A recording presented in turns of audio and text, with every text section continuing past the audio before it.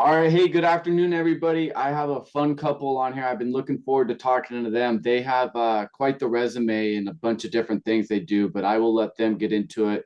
But without further ado, I want to introduce you to Skip and Carol. They're from the Olympic Peninsula. We've been trying to get together for a while, and we finally made it, guys. Welcome. We Yeah, did. Thank you, yeah. Paul. It's good to be here. Yep. Yeah. So how was your guys' day today? Busy? Yeah, it's since we've been at home for during the pandemic, we find a lot of things to do around here, but it's kind of a nice relaxed pace at least. So Yeah, I yeah. do what I almost always do unless we take a big hike. We do that pretty often just to get out. But I write for about 3 hours, 4 hours in the morning, and then I cannot write. Then I work on something else, and that's pretty much it. Today was pretty typical. Yeah. Nice. So Are you sketch, What's that? Go ahead.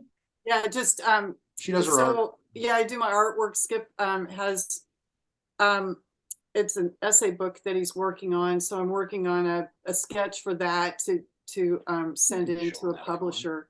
Oh, well, you want to grab it? Yeah, you guys can grab that. Yeah, so this one, so it's a book of essays, and this particular one is about largemouth bass. So Oh, cool. we've kind of Wow. Did we've you draw that? yeah, we Holy cow. played around with this, trying to figure out because it has to kind of fit the story. Hold up closer. And That's amazing. Yeah, I can see the detail in it. yeah, so it's just with the I'm trying not to get the glare on it, but with a bass bug No, you're coming good. out and a largemouth. How long did it take you to draw that? To draw that, Months, years. no, it's not. Sometimes it feels like that. The hardest thing, honestly, and with any kind of drawing for me, I'm sure other artists deal with this, but is getting the concept down. So there's a lot of this was initially just going to be kind of pencil sketching the shapes in and trying to get everything balanced from a design kind of point of view. And let's see, I this is the second drawing, and actually this was just going to be kind of a prelim, and then I was going to put it on watercolor paper, but I decided to go ahead with it. So it took I'm going to guess probably 3 or 4 days, something like that, of not of maybe 3 or 4 hours, something like that. Yeah, so it was mainly getting the idea down. That's the hard part. Well, and I was going to say, we've been working together for quite a while, and she does illustrations like these. I don't know if these are going to show up, but Yep, it shows up. Oh, so you do this, Carol? yeah, she illustrates okay. the books and she takes the photos as well. Yeah. So yeah, it worked out. I mean, this was back in probably, oh geez, when we met in Oregon, and Skip just asked me if I wanted to start taking photographs for him, and I had an old Nikon camera in the closet that my dad had given me when I moved out from Colorado. Oh, Konica. Sorry, it was Konica. But anyway, it doesn't matter. It was just a camera that I didn't have. I didn't have a job for it, so it sat in the closet. And then when he said, I need photographs for my books and articles, I was like, I've got a camera. And then I just never put it down again, So that was way back in probably about 93, 94, something like that. I remembered it was some camera that had a name I'd never heard in my life, and that was a Konica.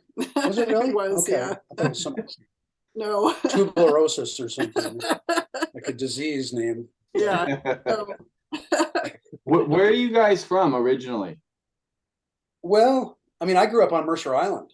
Did you? Okay. Yeah, and so I lusted for fishing trout streams and all that, and I had to settle for bobbers and worms a lot of times, and then I moved to Portland long time ago, and I met Carol, and she was living in Portland, and she's from Colorado originally. Yeah, Skip was born in Seattle. I was born in Nebraska to a farming family, and my dad worked for IBM. So I grew up in Colorado, and then after I went to, most of my school years were there. So I graduated as a veterinarian from Colorado State, and then I moved to Oregon to Tigard, and eventually had a practice there with a partner, and that's where I met Skip, was in the practice. Oh, okay. Yep. So I was a client. that was in 1990. I had this little gray cat named Midge, and in my apartment, I stepped on her paw. She lay down. She would lie down in the only dark spot in my hallway and stretch one paw out like, please step on it. And I stepped on it once and I hurt her. And then I stepped on it. I thought, well, she'll never do that again. And then it happened again. She just lay in the same place and put her paw out. So then somehow I forgot and I did her a third time. Oh, I felt like I healed, but I took her in and there was Carol. And so That's how we met. See, it was all Midge's plan. Yeah, I know, right? What a good cat. That third time really hurt. You could see she's going, oh, and I was just, no. Yeah. Buddy. And how long have you guys been married? So we got married in 92. So Okay. it's 30, this will be the 31st year. Wow. Yeah, 31 years. Yep. Congratulations. That's a big deal. 30 years. Yeah. Thanks. No, it's been great. I mean, Well, we met kind of late. I was 39. yeah, I was 33 Yeah. at the time. And then we married 2 years later, and we got a late start, but we've tried to make up for lost time. We worked together, we vacation together, go on fishing trips and vacation together, and we even live in the same house, even after all these years. That's awesome. Yeah, that's really cool. I mean, we always hear the sayings, a couple that does anything together stays together, and in the fishing community, we always joke around, a couple that fishes together stays together. But you guys do everything from public speaking to writing to photography to art. But what I really love about what you guys do is you guys do it together as a married couple. And it's not like Skip does his thing and Carol does her thing. You guys are unified and synced together to where you guys are just constantly building up each other and strengthening each other. And I'm sure that helps evolve a lot of the stuff that you guys do from there too, because then you don't ever have to feel like, gosh, I'm taking time away from my spouse. I got to hurry up and get this done. You guys just are there and always with each other with what you do there. Yeah, and it's kind of the way I had hoped if I was ever going to get married that it would be, because it just didn't seem like it would work well for me otherwise. So yeah, I mean, it was one of those things. I think one of the common questions we always get is, how do we make a living doing this? And the answer really is simple. It's multiple income streams. Yeah. And you mentioned that, because Skip was the one that talked me into speaking. And it was after I'd been doing photography for a while and after I'd kind of looked into it, and speaking was never on my radar. I remember as a seventh grader, and this is true, as a seventh grader, I had made a proclamation and I basically said, I'm never going to be a public speaker. I'm never going to be a teacher, and I'm never going to be a police officer. And basically because of the confrontation and also being in front of people, in front of a crowd, I have, I had to deal with, just stage fright, just like anybody. And plus you kind of wonder, what do I have to say that's different from anybody else? But here's kind of a misconception that I wanted to say, and Skip really helped me through this. And that was just that we often think of speakers as being the experts. And I was that same way too in veterinary school, because that's all we had standing up there were experts. Professors. Yeah, and they were experts in their field. And Colorado State is, just one of the top veterinary universities. And so I had that kind of in my mind. And Skip told me, he said, it's not only experts, but it's also teachers and reporters. And so when I approached it that way, and I thought, if I talk about, just like the first talk I did was on photography, if I approach it that way and I just speak about what I know and what I've learned about photography, then it kind of ballooned from there. And so I've done, I mean, the speaking has been going on for about 15 years with the photography talk. And now I just love it. I can't imagine not doing it. And it's also teaching, so that was kind of that was a real revelation for me, was speaking in that light. That's good. And then, so you touched on it, you do some speaking on photography. What else do you do public speaking wise? Yeah, so I have 4 talks and with plans to do other ones. It's just kind of when a topic comes up that interests me that I would do. So the photography talk. I also do one on the origins of trout, based on Robert Behnke's book, really. And the creative journey, so drawing on the artist within. So I do one about my journey in the art field and how I make that work. And the other one is on sea run cutthroat. And the sea run cutthroat talk was one that, you know, I am not an expert on sea runs, but I wanted to learn about them. And I kind of got excited about it because I asked a number of people and they really wanted to hear about sea runs. And it took me 4 months of working on it every day and interviewing a lot of people and diving into the books. But I wanted to get, so this was for the fly fishing show, and it had to be 50 minutes. Wow. And so you're trying to pack in information that addresses what anglers want to know and also from a conservation standpoint. And so that one really opened my eyes because literally, though I had fished for them before, I really didn't know much about the fish. And the crazy thing is that when you would talk to the experts, a lot of times these guys that are, you know, have fished for them for years and years and years, they didn't have the answers either. So I really wanted to know what was out there about them. So, but Skip has also a number of talks too that he does. He has like 9. Don't you have 9 or 10? Nice segue. Yeah. Yeah, I have a bunch that I do. I have one on smallmouth and rivers and one on largemouth bass and bluegills and lakes and some trout lake talks, and I've got one on the dry fly that was really kind of exciting because I spent some years just trying to figure out a lot of things that you know, especially for really difficult fish, and when they're selective as during a hatch or some other event that puts food on the water, like a flying ant hatch and that kind of flying ant fall, that kind of thing. But yeah, so there's that one, and then there's one that I'm kind of intrigued with right now about fishing the wet fly and the soft hackled fly. And that show, boy, I've been fishing soft hackles especially forever, for decades, and but I had read a lot of the literature. I had done a lot of the fishing, but there's a guy down in Arkansas. I can never remember whether he's originally from Wales or England, but anyway, Davey Watton.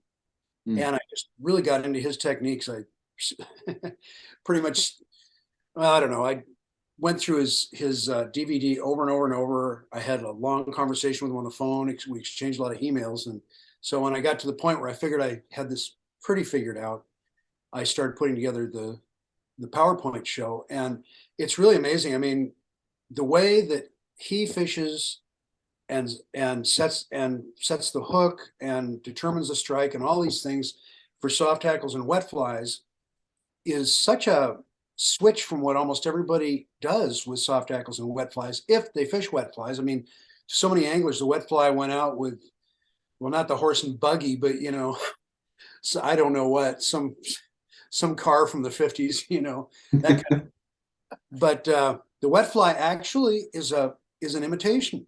It imitates caddisflies that dive down underwater with their wings. It imitates mayflies that emerge from their shucks underwater and swim up, which a fair number of important ones do. So, I mean, the wet fly is perfectly viable imitation. And then he's got this other technique that is such a blast where one of the wet flies dances on the water, and you can imagine, I mean, I'm not sure there's another way really to pull that off. But it looks like one of those caddisflies or crane flies that's just bouncing on the water. And sometimes it makes the trout go nuts. They just lose all sense, and they try to murder that poor thing. And that's what makes it so much fun. And then it can shake up fish that aren't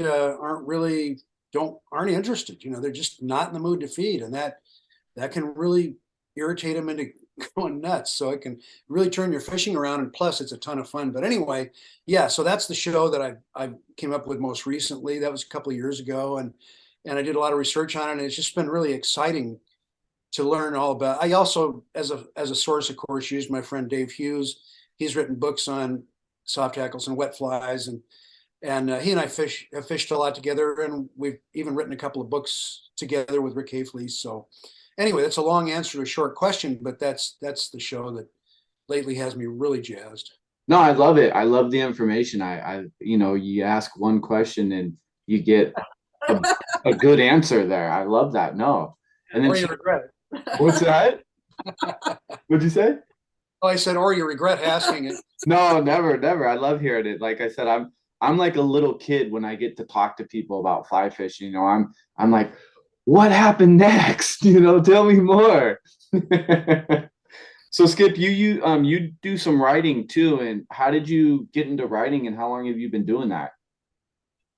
I've enjoyed writing since I was a kid, and I got a bachelor's in English when I was in college, and I tried to write the best instructional books I could.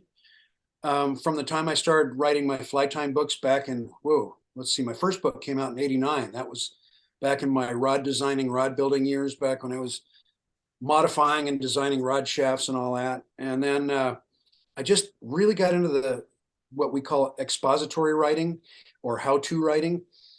But that's its own challenge. I mean, I think anybody understands that trying to show people pictures and with captions and get somebody to tie a difficult fly, especially somebody who really doesn't have a knack for it, that's its own challenge. But trying to turn words into art, they don't want to go there. And great writers like Hemingway and Faulkner and others, other contemporary ones, Joyce Carol Oates and others, they work miracles. And so I decided about 8 years ago I wanted to work miracles too.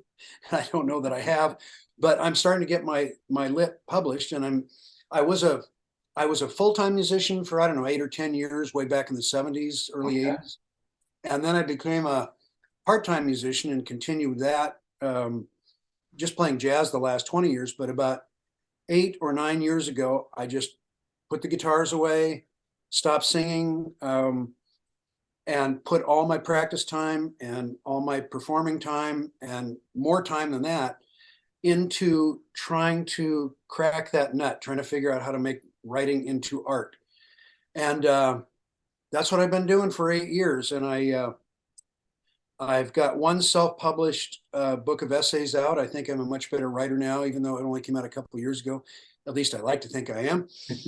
And I've got another one I'm now that both of them I started long before then, but that I'm about to start trying to find a publisher for. But I am getting some pieces published, some essays published in lit mags. So, something's happening, and I feel like I keep improving. And if I just can keep living, I'll keep getting better. I'm 71, and there are a lot of people who aren't people anymore who were 71 when they stopped being people, and I don't want to do that at 71. I don't want to do it at all, actually. But if I make my parents' mean age, that would be somewhere around 86 and a half, and that gives me quite a few years to keep writing and improving. So that's that story. Yeah, that's cool. I love what you said about, turning writing into art. Like you always think about it, writing is art, but when we think of art, we just naturally think of pictures as art, so I like that. Like for me in school, writing was so challenging for me. Growing up having dyslexia and ADD, it was like, oh, hey, where's the picture books at? Let's go with that. Well, there's so much, there's the sound of the words, there are the accented syllables and the unaccented syllables, and then there are so many layers of meanings. I mean, there's the surface. You look at Hemingway and he can write a sentence and it says so many things by inserting a word here or moving a word there. The rhythm of the sentence can create emphasis and make something stand out, or putting it at the end of the sentence, or depending on what it is, putting it at the start of the sentence. And you get the same thing with paragraphs. And there's just so many factors. It's really, music was so complex. I just, I don't think anybody ever masters it, because you can take something like a half diminished chord and try to find all the ways that you can play a Locrian mode with a raised second over it, and you just end up with this infinity. And the more I learn about writing, the more I see that kind of the same. There's almost infinite possibilities.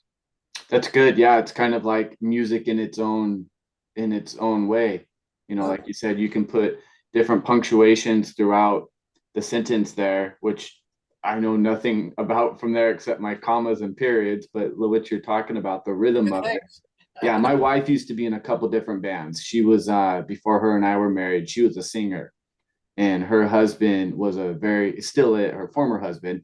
He's a very good drummer here in the Pacific Northwest area. Has won multiple contests, and she's told me like with music notes and how you know this can mean this and that can mean that, but then you put that, and I'm like, babe, you lost me, you know, but you lost me. But yeah, Oh yeah, it's its own language. It really it's is. very complex. Yeah, I Like remember. fly fishing, really. Yeah. You get a couple of old fly fishers or experienced fly fishers, and they start talking about midges and four weights and tippets, and some newbies just going, I don't know. Yeah, no, that's a great segue into this. And Carol, I wanted to talk to you about this. We were talking about lines Oh, earlier, you know, and lines can be this overwhelming thing. I mean, especially in the spay world, you know, you got T14 and T5, T8, whatever, and you got this sink tip there and this sink tip there. And I'm just like, whoa, I just wanted something to go cast from there. right.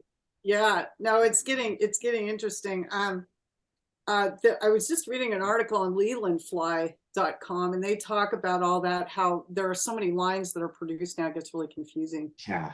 And I wanted to tell a brief story and not to jump down the rabbit hole because this can get really complicated, but to stick with like one specific thing, and that all of us, me included, get like locked into with the rod that we have, the line weight that goes with it. And I'm going to have, after I kind of talk about my experience with this, I'm going to have Skip talk about it more because he designed rods Mm-hmm. years. And so he can explain it from a rod designer standpoint. But the main thing is that if you underline or overline a rod, why would you do that? So that's kind of the question that I'm answering. And what happened to me was I was on a very large lake, and I had just started fishing switch rods, which are in that in-between category between a regular fly rod and a spay rod. So they're like 10 to 12 feet. And I had been told, but had forgotten because I was just learning at this point, that I needed to line that rod with a regular, because you can use either spay lines or regular lines on a switch rod. So I was told I needed to overline it by 2 line weights.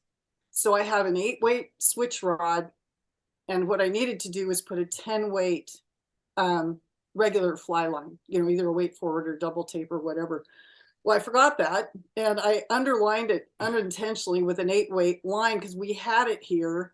We were going through our whole, bag of lines, and I found the 8-weight, and I thought, oh, this would be perfect. So I put it on there. And we're out on a lake. And the thing that happened was, it was a really amazing damselfly hatch. And Skip asked me to do something in the boat, and I had a lot of line out. And I was kind of struggling a bit with the rod because I hadn't cast it that much. And he asked me something, and I had a lot of line out. And I just thought, well, I'll just get my line out there, and then I'll take care of whatever it was behind me. And I just roll cast that without thinking it, just roll cast it, and it went sailing. I mean, I couldn't believe it. I was like, I've never cast that far, ever. What? And we were quite a ways away from the reeds, and it just landed just right where I wanted it to, a good distance away. And so the whole thing is that I couldn't understand why that happened. And I asked a couple of people in the spay community, and they just kind of laughed it off a bit. And then I asked Skip about it. And when you underline a rod like that, what the rod is doing when it loads properly, it's throwing fly line weight, right? So if you have it underlined, you can cast further. And if you overline a rod, you can get your cast shorter but more accurate. So all the rod, when you have rods, when they're built by a rod manufacturer and they designate a weight on it, those are, people are out there testing that, trying to get the average person with an average, an average distance to cast it. So the whole reason I brought this up was that it really opened my mind to, if I'm struggling with a rod, to try a different line weight on it. You know, you can go out with a bunch of friends with a bunch of different line weights and try them and see if it casts better for you, because then the other thing that you have are individual physical characteristics and your ability as an angler and your preferences too, depending on the line. So it's mainly, I just saw how many people were as confused about it as I was, and how we get locked into that line weight. And that was the main reason that I wanted to bring that up, is just to get people thinking outside the box a bit about line weights. And Skip can explain it from a rod designer's standpoint. Excuse my absence. No, you're good. I missed you though. I just want you to know that. I just want to make sure the phone didn't go off.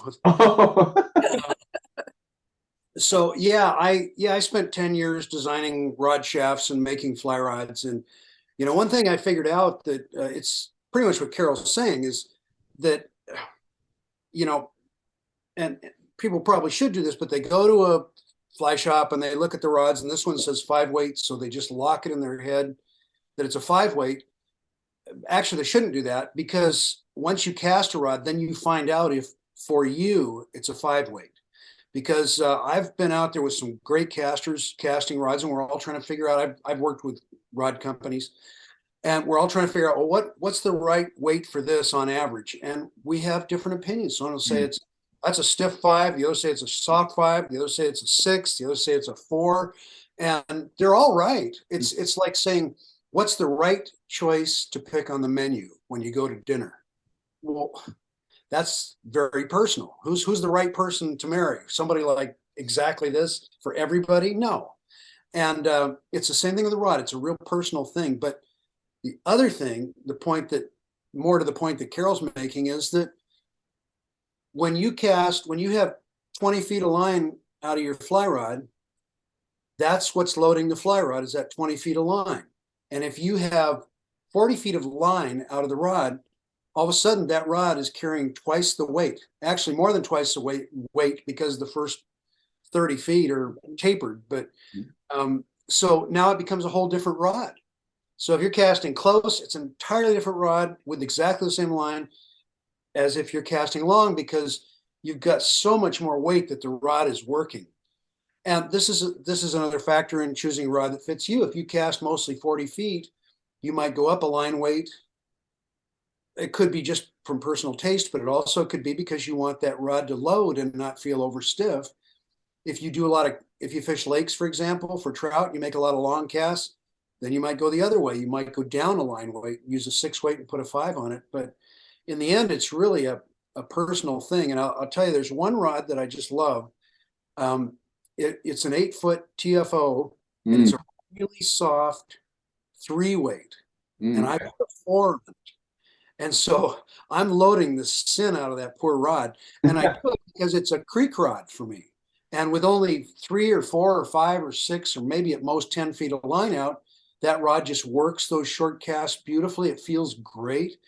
But that's what that combination for fishing creeks is just ideal, because I'm hardly ever making a cast over 20 feet. And a lot of times it's even shorter than that.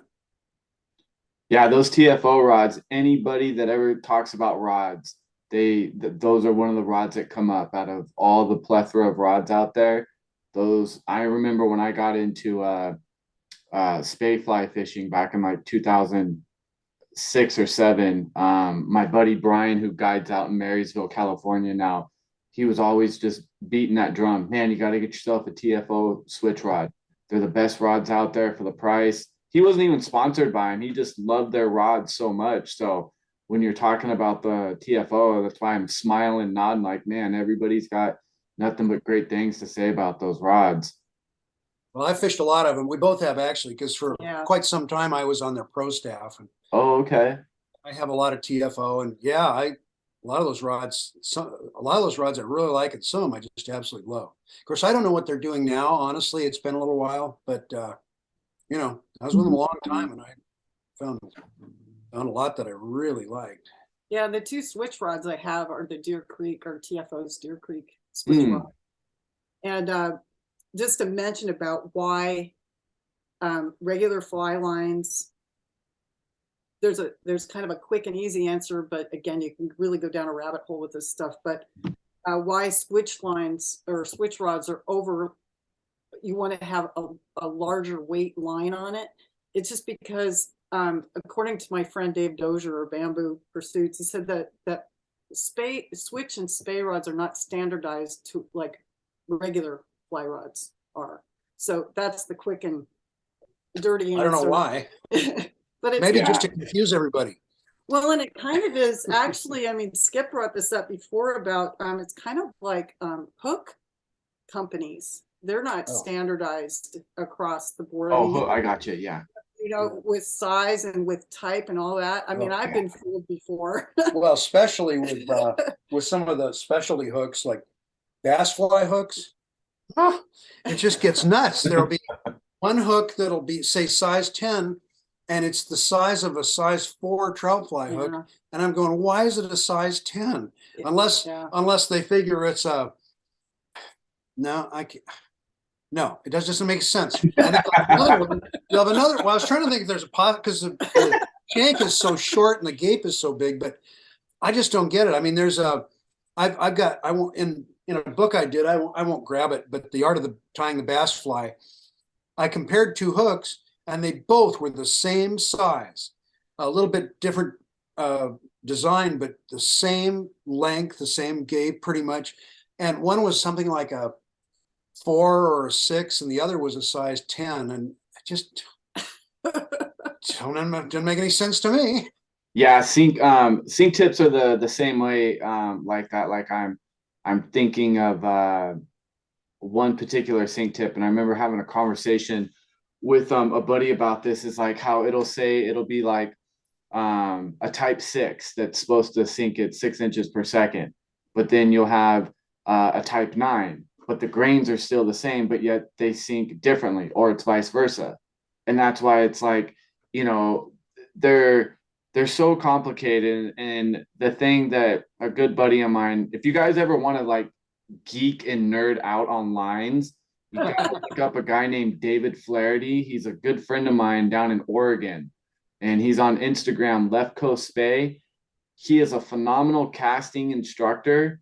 He does everything virtual, but like he's got an ear. He can literally hear and be like, oh, hey, your top hand's going too far. And like, oh, dude, I had the camera at a bad angle, and you could tell. He's like, yeah, I could hear from your line the way it ripped off the water and, you know, your forward cast. I was like, oh my goodness, you're like the casting whisperer. But that guy, hands down, he knows lines, you know, just in and out, because he's had the opportunity to work with a bunch of different rod manufacturing companies and line companies out there. And, you know, when they have spay claves out there, you know, he's been out there. That's how I met him, was at the spay clave up in Rockport last year at Skagit.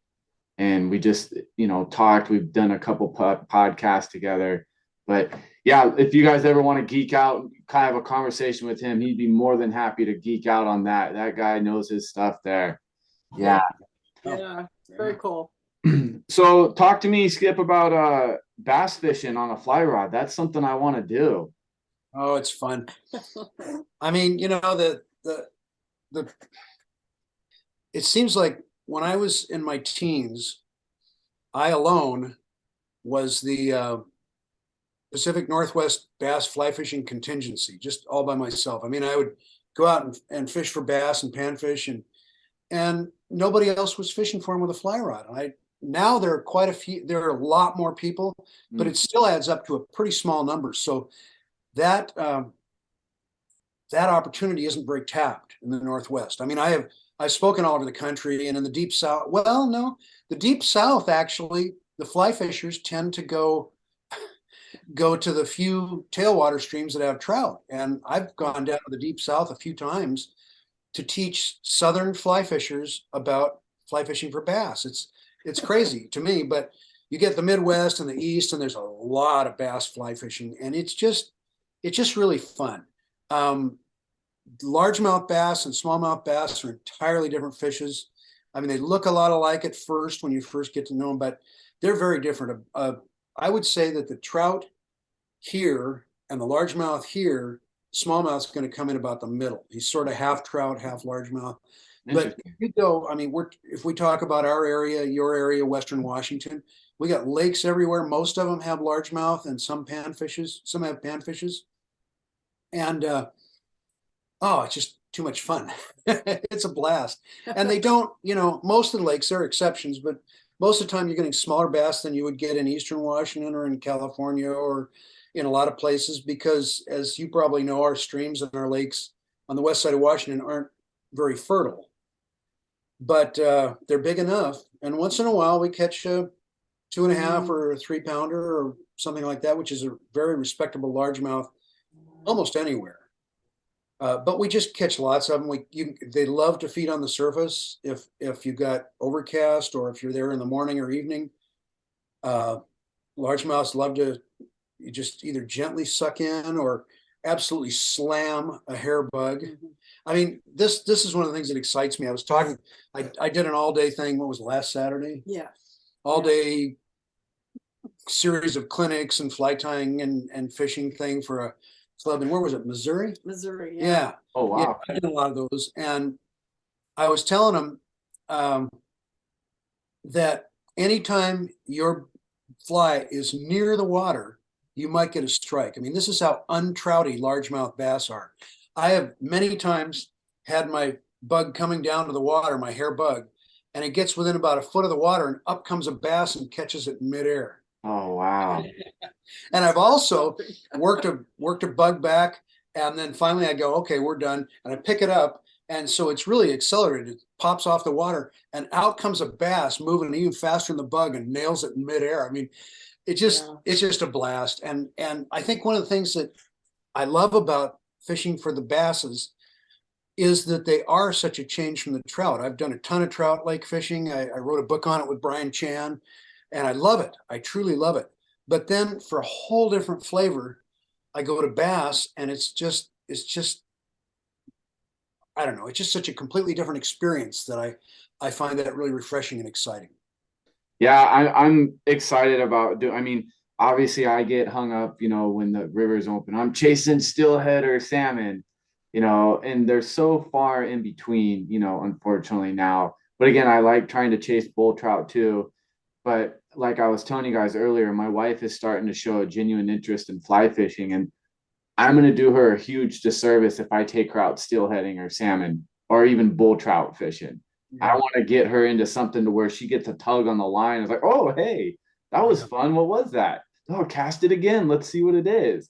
So I definitely want to get her out to some lakes once it warms up, and poke around at some like lily pads or cattails from there and start stripping poppers or something like that. If you can find a lake with panfish, they're so eager. And this is something Skip told me years ago. If you want to take a new fly fisher out, get them on a panfish lake, because especially bluegills and pumpkin seeds. Okay. Because they're very eager. Yeah, and there are lots of them. I mean, there's a lot of them. Yeah. they make rabbits look celibate. There's so many. It depends on the spawning opportunity, but I mean, it's really common for bluegills to just, lakes brimming with bluegills, and they're not dumb, but when they're that many, they have to be competitive. I absolutely agree with you. The way to start somebody in fly fishing is to keep things really simple, make it pleasant, get them into fish. And that was a nice lead in you gave me, because this is a book I did for beginning fly fishers, and that's exactly the way I approached it. Is I didn't fill it with tons of information about, the one I always talk about is African tigerfish. You don't need to learn about African tigerfish when you start out. You need to have some basic kinds of fishing. You need to have the basics.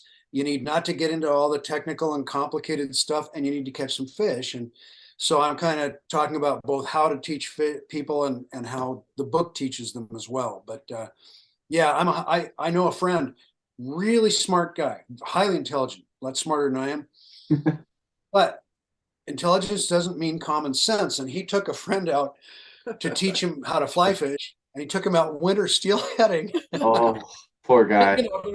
There was ice along the edges of the river, and he said, later said, I said, did you catch anything? No, the river was really high and muddy, and it was freezing cold. Oh, Well, did no. it snow or rain? Oh, a little both. And he says, for some reason, my friend didn't take to it. I wonder why. Yeah, I just, Yeah. fancy that, That's like typical steelhead conditions right there Yeah. for Yeah, the wintertime. yeah, yeah. But I think you're right. I think bluegills or panfishes Yeah. fish around the edge of a lake, especially toward evening and especially early in the year. May would be a good month. And if you get the right lake, they'll catch plenty of fish and they'll have a blast.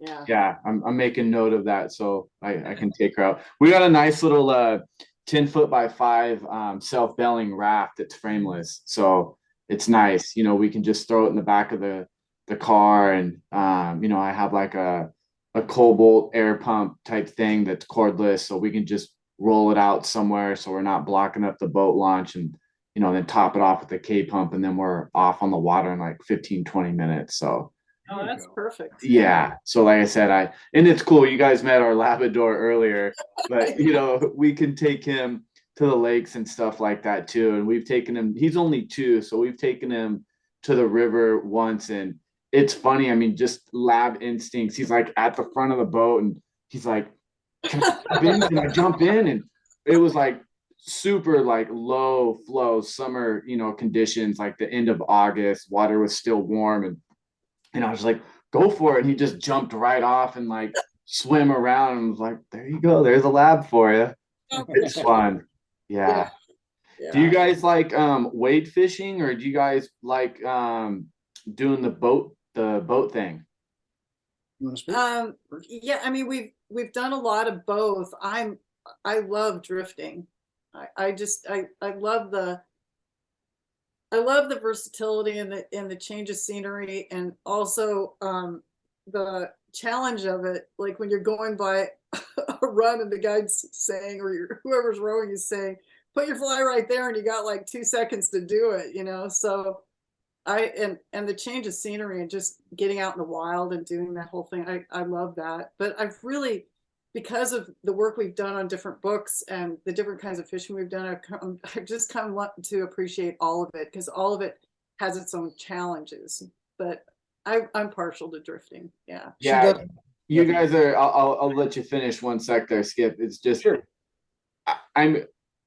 I'm jealous of you guys in such a good way, because you guys are so blessed to be able to travel all over. And, to your point, Carol, you get to see all these different rivers and lakes and the scenery and everything, to where some of us, not that it's a, complaint, but we're stuck to a handful of rivers in the Pacific Northwest, and we're very fortunate. I mean, we got the Olympic Peninsula there that is home of some of the greatest, I almost called them creeks.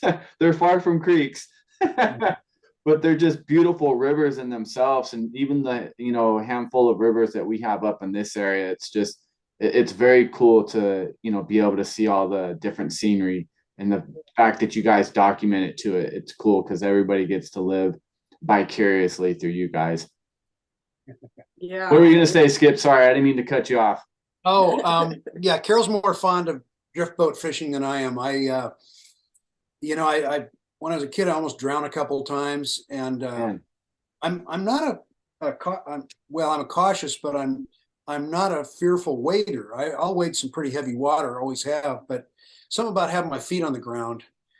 So when I do fish out of a, and of course we fish out of boats all the time on lakes, but Yeah. sometimes in the saltwater. But when I'm on moving water, I have such a healthy respect for it. It's almost unhealthy. But if I have a good guide, somebody I really trust, then I relax and I enjoy it. We do have fish.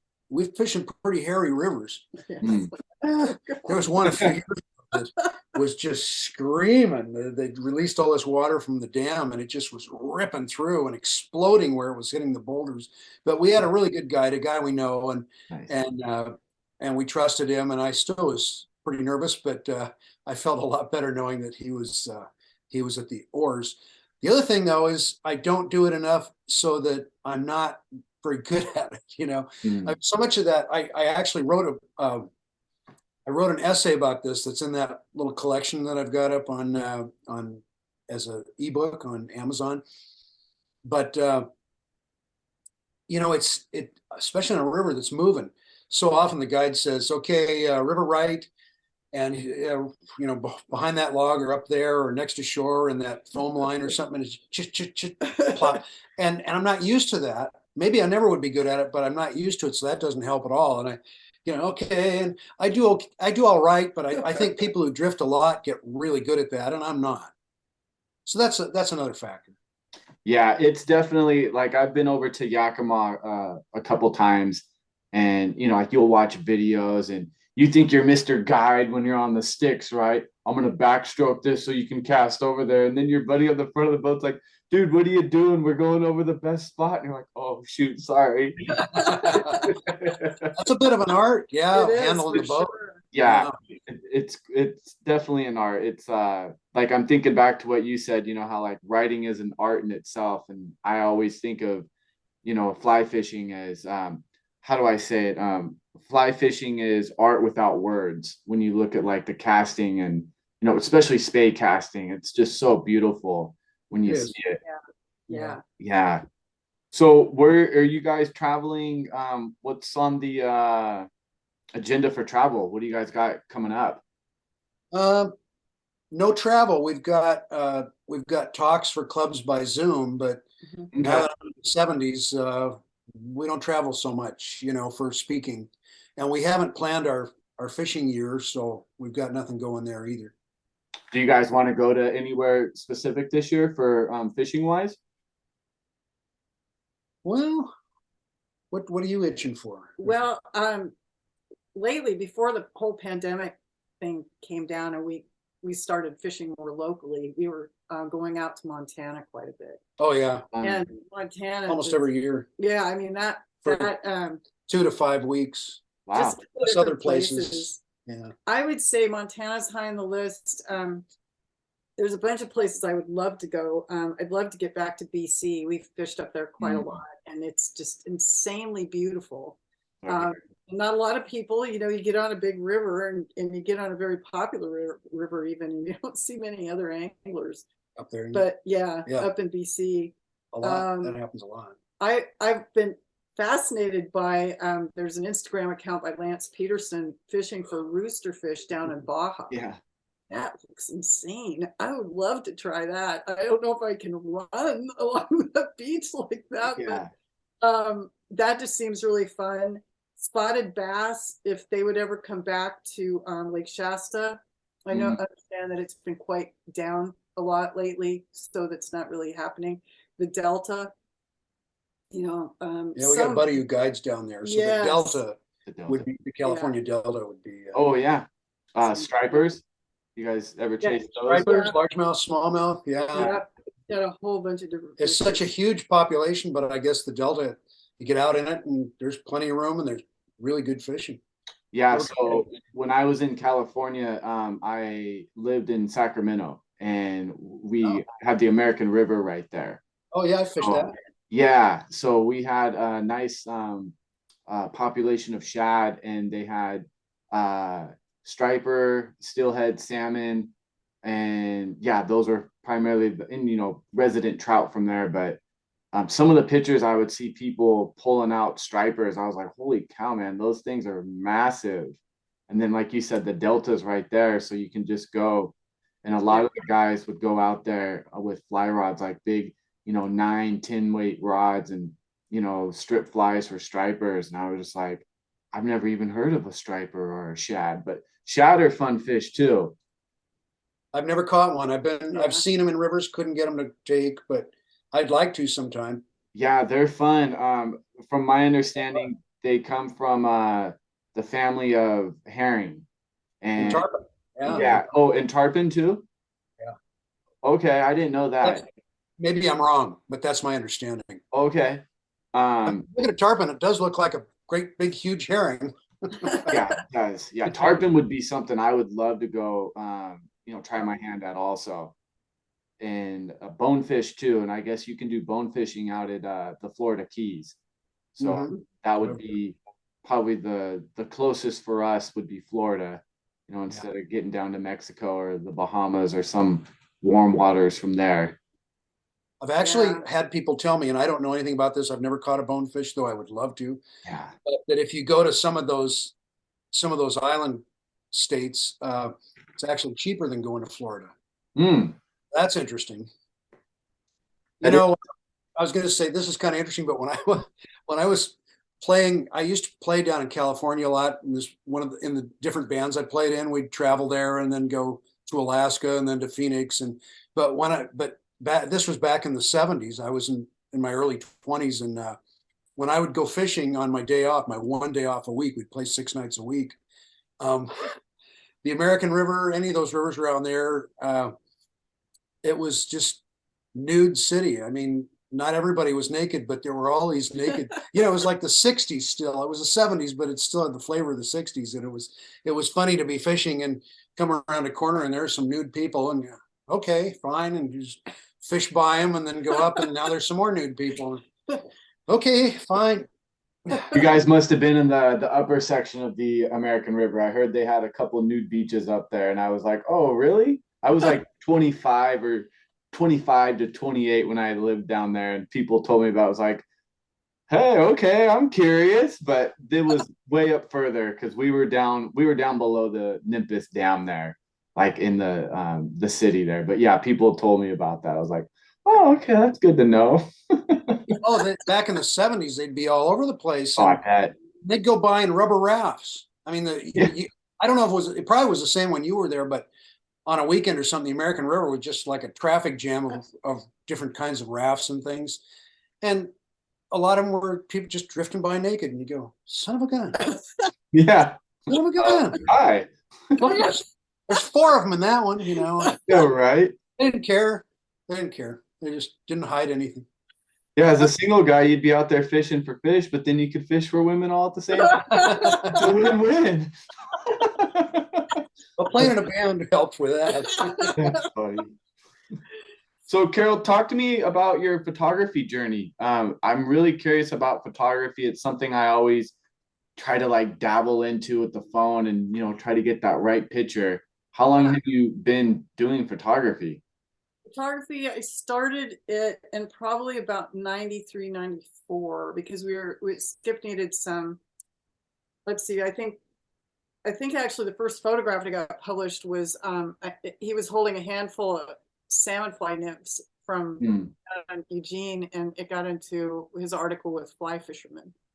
So I just started, once he kind of gave me a job, I just kind of dove into it. And I just got a bunch of books from the library and started reading up on it. We went for a month or 6 weeks to Yellowstone and stayed at Henry's Lake in a cabin. Was it a month? I couldn't remember, but because it was a while ago. But I just sat down every night with just a pile of books and just started going through it. I found that, as you do it, and the phone is absolutely fine to use. I mean, because it has so many. These days, yeah. Yeah.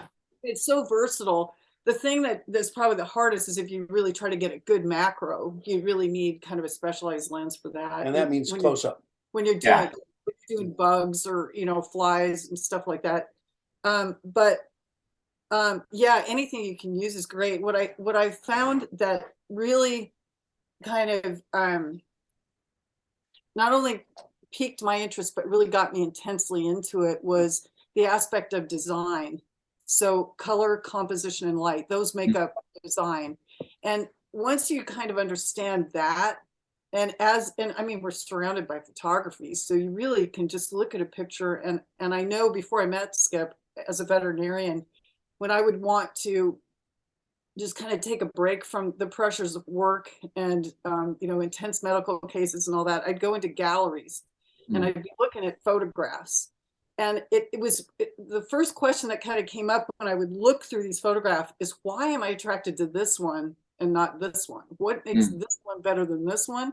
And it's personal preference, too. A lot of times it's not always, sometimes there is definitely an artistic angle to it, but it goes based on your experience and the ideas that you have and the experiences that you've had, because all of that kind of affects how you see things.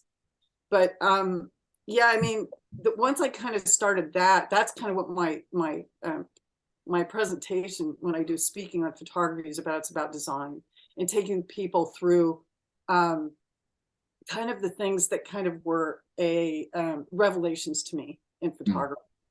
So yeah, I mean, and I think, you know, one of the people that really influenced me early on before I ever started photographing was Art Wolf, and he's a photographer out of Seattle, lives in West Seattle. And He's amazing. I've taken, yeah, I mean, he's been over 40 years in in cultural photography, landscape photography, everything. But he and Galen Rowell, those two photographers early on just really influenced me. I was constantly looking at their stuff. They were really everywhere. And I took a couple of seminars. That was one of the best things I ever did, honestly. After reading about it and trying to kind of break the code, I took some seminars with Art, and one was down in Bishop.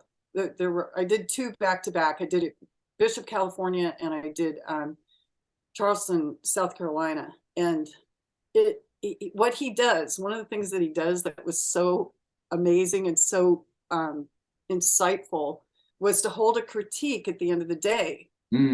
So you'd have to go in there with shots that you thought might be good, or, you know, at some point you don't know what makes it work.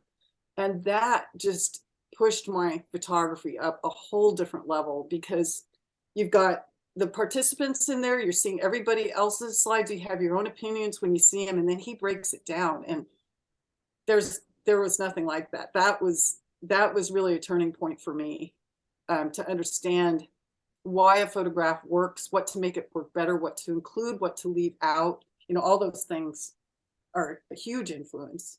Yeah, it's so important to have somebody that has the experience and to be able to get critiqued.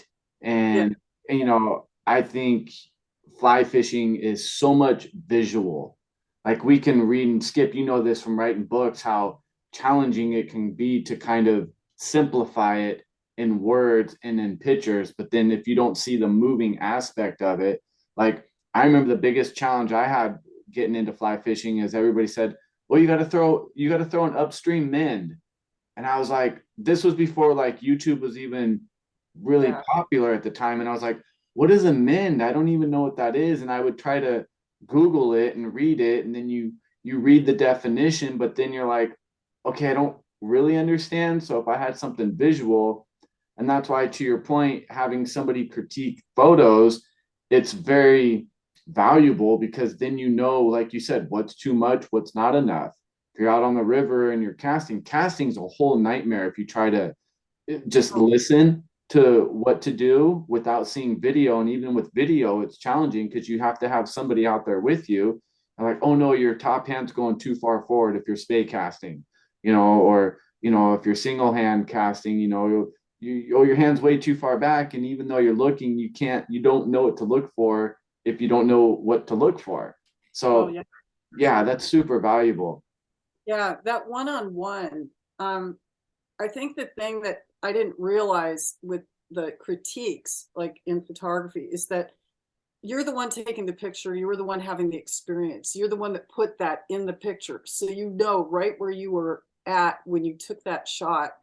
And so, you know, very intimidating to go in front of a photographer like Art Wolf, and, you know, somebody who's just been published and, you know, traveled the world and everything. But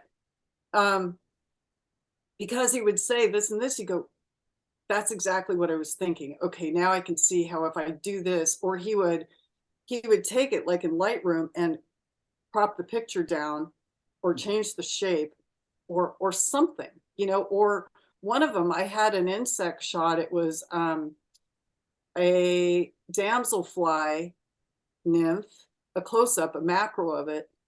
And I didn't know what could be made better out of it. I was just looking at the shape and how the insect was lying in the photograph, and he made it a sepia.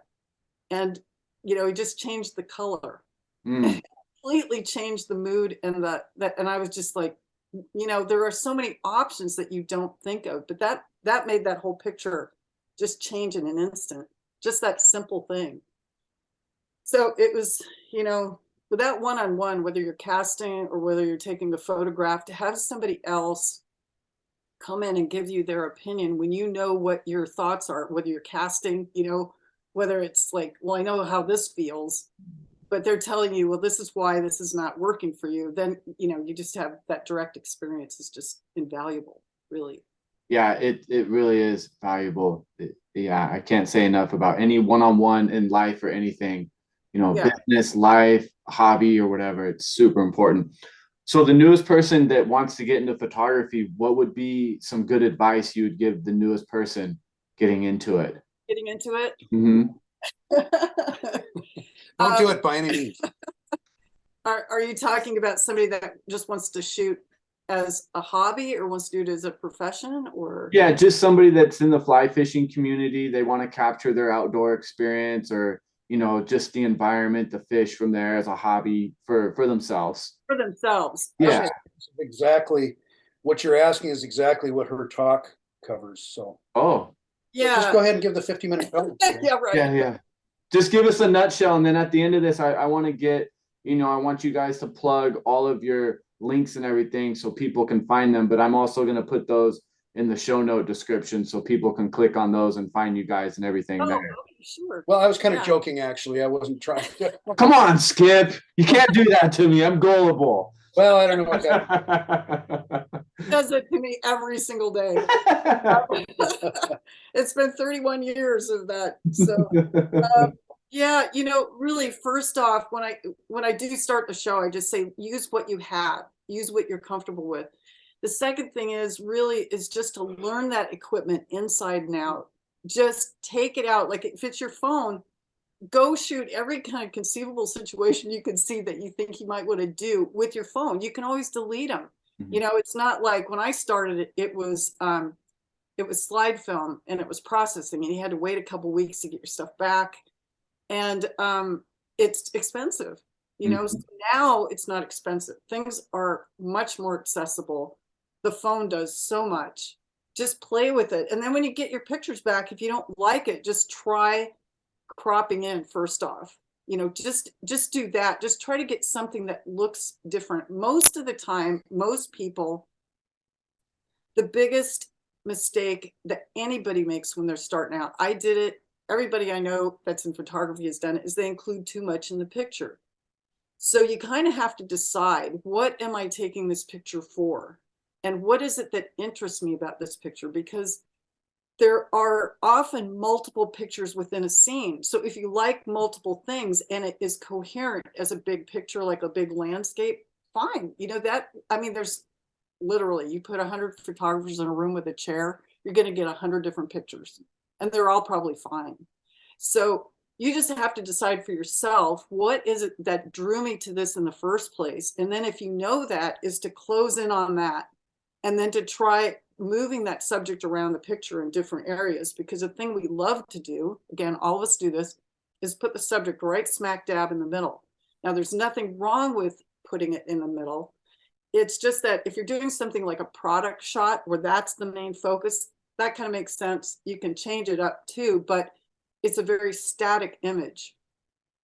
Your eye goes right to it. There's nothing moving around. If you want to create interest and excitement in a picture, that's where you put your subject off center, because if you can get that viewer to move the eye around the picture, then that's going to create visual excitement. That's going to create more of a, ooh, you know, what else is going on here? But it's that movement. And there's several ways you can do that. One is through angles and lines, which we see all the time with rivers and streams, because you have the river going up, you can have it going out through, you know, one end of the photograph or another, or through the bottom. But if you angle it, that's going to draw the eye up that way. You can put things like logs kind of pointing to a certain direction. Just think lines and angles. Anything that has an angle with it. There's a picture I took of a friend of ours that we were fishing for salmon along the beaches.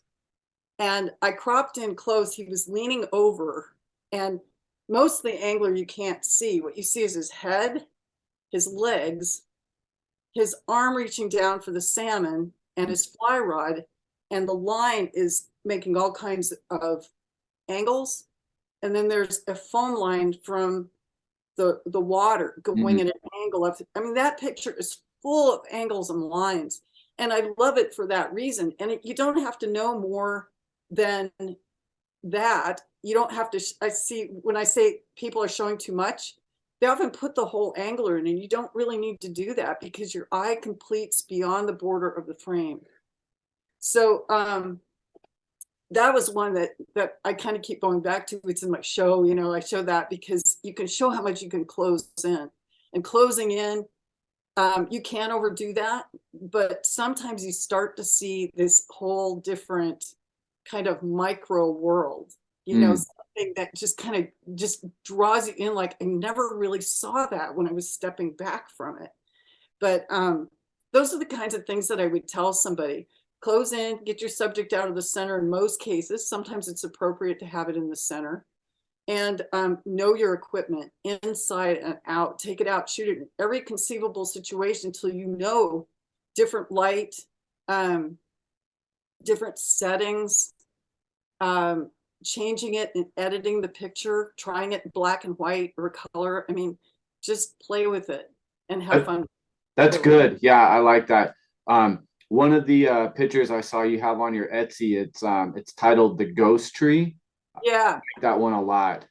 Yeah, that actually was the Ghost Trees of the Eastern Sierra Nevada. That was taken on that Art Wolf workshop down at Bishop.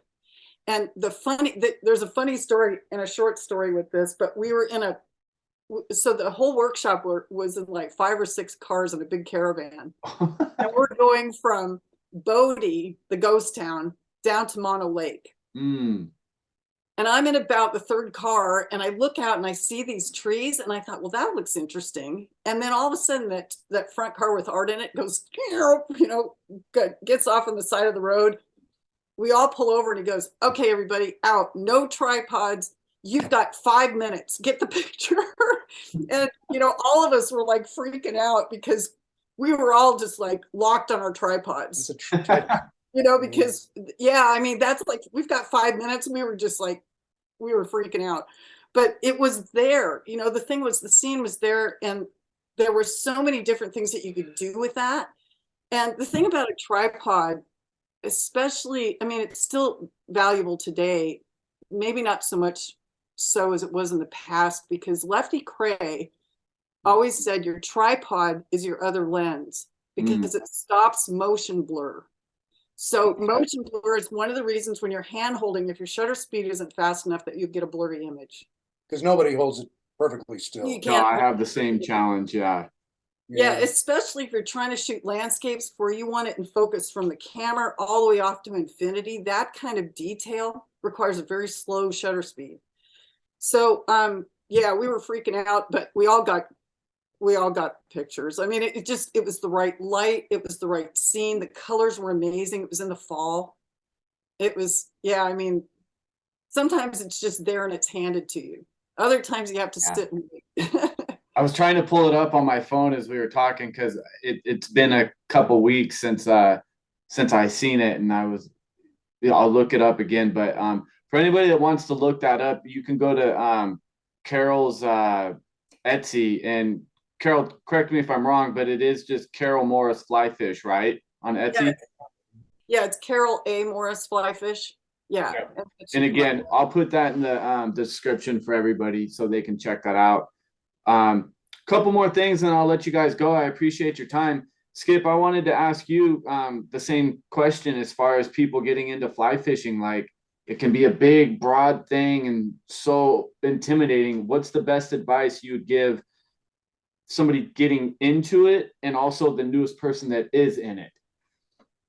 I think the important thing, I mean, as I say, that when I wrote that book, Survival Guide for beginning fly anglers, is that what it is? It wasn't quite the name that I chose, but you know, that was the thing I had noticed with beginners, because I've taught a lot of beginners, is that they just need what they need. And there's, as you know, all these different kinds of leaders and tippets, for example, come and go, and there's fluorocarbon, and there's braided leaders, and there's there's fluorocarbon leaders, and there's all kinds of, just stick with the basics. There's a standard kind of tippet and a standard kind of leader, tapered leader. And you start with the basics. And then if you want to explore those things, you do. But I think the main thing for a beginner is to keep it simple. And then also, I think for a beginner is to fish at first in places or in ways or for fish or all three that are accommodating. That we were talking about that earlier. You know, panfish can be just great, especially bluegills and sunfish or pumpkin seeds, because they tend to stick around the edge and feed a lot, and there are lots of them. I just think that's really important. I mean, if I weren't starting a beginner out with panfishes, I would suggest they fish a creek, because creeks don't get fished very much. I love creeks myself, but creek trout don't get fished very much. They compete with each other for the food. There are usually a lot of them. And it's just a beginner, you know, that's the thing that we forget as an experienced fly fisher. We want to go out, as you say, and catch a steelhead or catch a 3-pound trout. And if the beginner catches an 8-inch trout or even 7-inch trout on a fly they cast and they set the hook and everything, that's a big thrill, and that's a great way to start them out. But yeah, I'd say just try to keep it simple. Stick with the basics. Don't worry about all those variations that are out there. You'll figure those out once you get the basics figured out. And I guess the best way I can say it is the basics catch a lot of fish. That's good.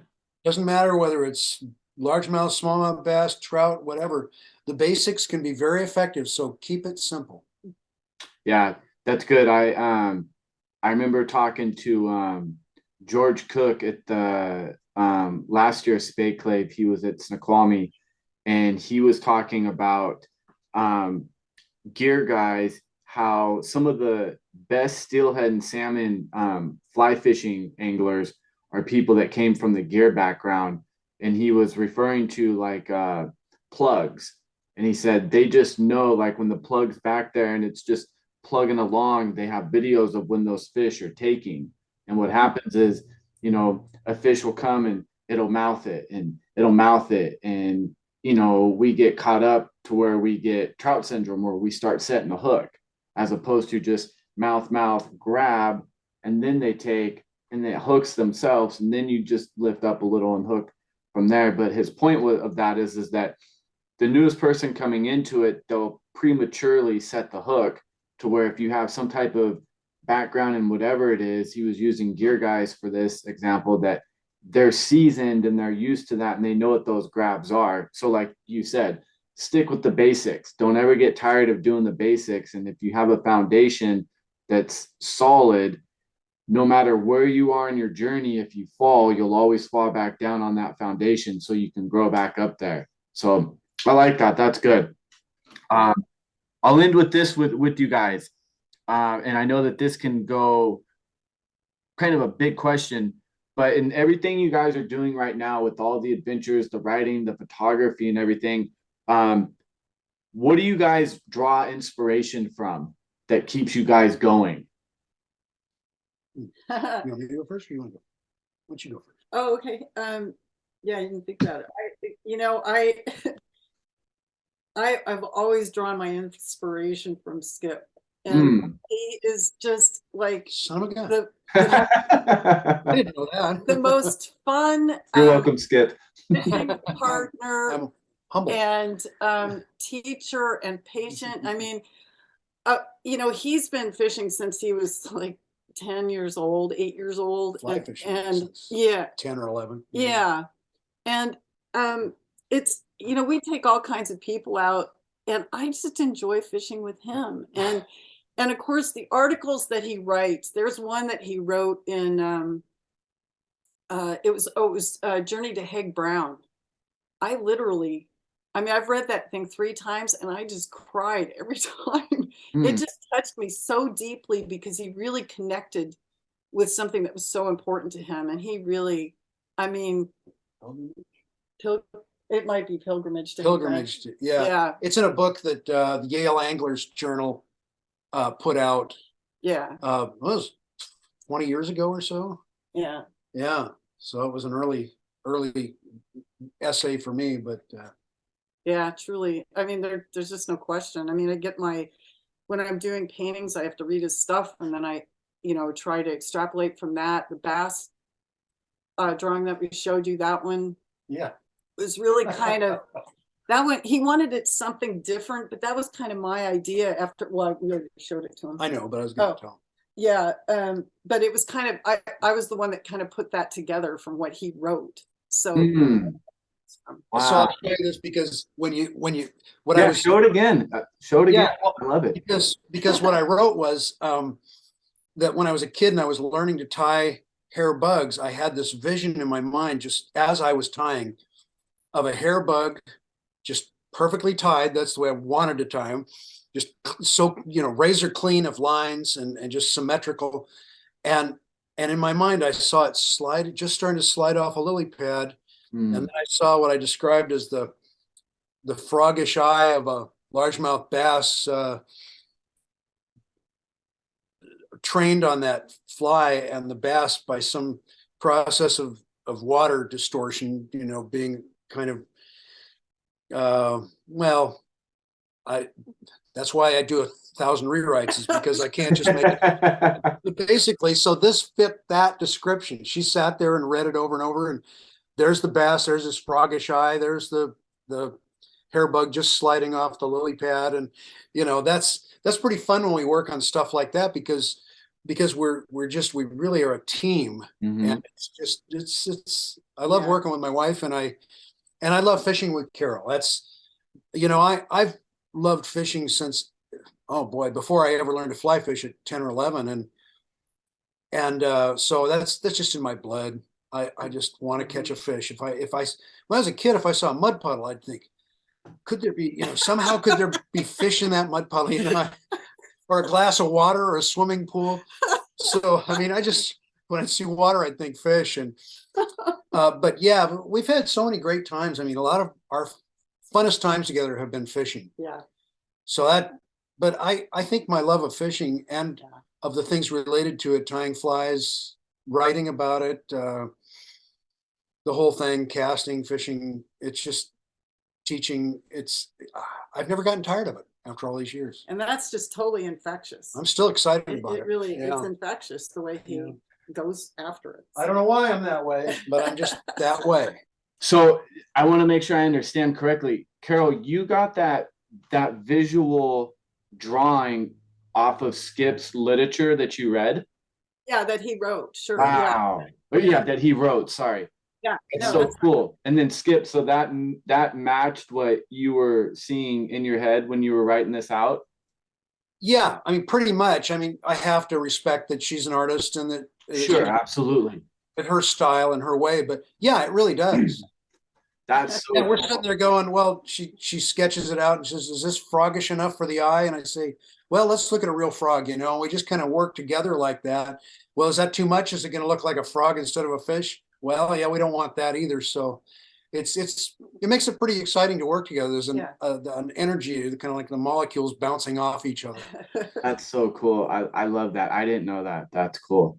Well, I'm going to let you guys go, but before I let you guys go, is there anything you guys want to mention, share, websites or anything?